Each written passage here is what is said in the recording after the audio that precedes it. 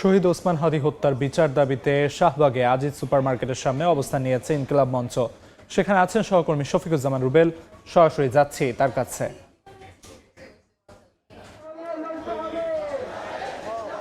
রুবেল, শরীফ ওসমান হাদীর খুনিদের বিচারের দাবিতে ইনকিলাব মঞ্চের ডাকা কর্মসূচি কিন্তু রাত পেরিয়ে দিনে আমরা দেখেছি এখনো চলমান। শাহবাগের এই মুহূর্তে তারা অবস্থান করছেন শাহবাগের আজিজ সুপার মার্কেটের সামনে, কেননা হাদীর কবর জিয়ারতের জন্য বিএনপির ভারপ্রাপ্ত চেয়ারম্যান তারেক রহমান যাওয়ার কারণে মূলত শাহবাগের যে চত্বর, সেই চত্বর ছেড়ে তারা এখানে অবস্থান নিয়েছেন। কিছুক্ষণের মধ্যেই এখান থেকে আবারও তারা শাহবাগের চত্বরে যাবেন, সেখানে তারা তাদের যে কর্মসূচি সেই কর্মসূচি পালন করবেন।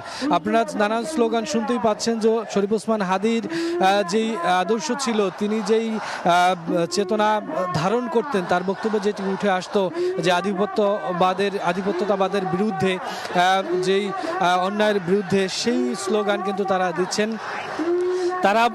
তারা বলছেন যে ওসমান হাদীকে যারা হত্যা করেছে এবং তার সাথে যারা পরিকল্পনায় জড়িত ছিল, তাদের সকলকেই সরকার কেন তাদেরকে এখনও ধরছেন না, তা সরকারের পক্ষ থেকে কোনো ধরনের কোনো ব্যাখ্যাও তারা পাচ্ছেন না আলটিমেটাম দেওয়ার পরেও। এই জন্য তারা রাজপথে থাকবেন, সেটা অনির্দিষ্টকালের জন্যই, যতক্ষণ পর্যন্ত না এই বিচার হচ্ছে, খুনিদের ধরা হচ্ছে। কিছুক্ষণের মধ্যে আবার শাহবাগে তারা অবস্থান নেবেন। তো সব মিলিয়ে এই ছিল আজিজ সুপার মার্কেট থেকে। আজিজ সুপারমার্কেট থেকে সবশেষ জানাচ্ছেন সহকর্মী শফিকুজ্জামান রুবেল।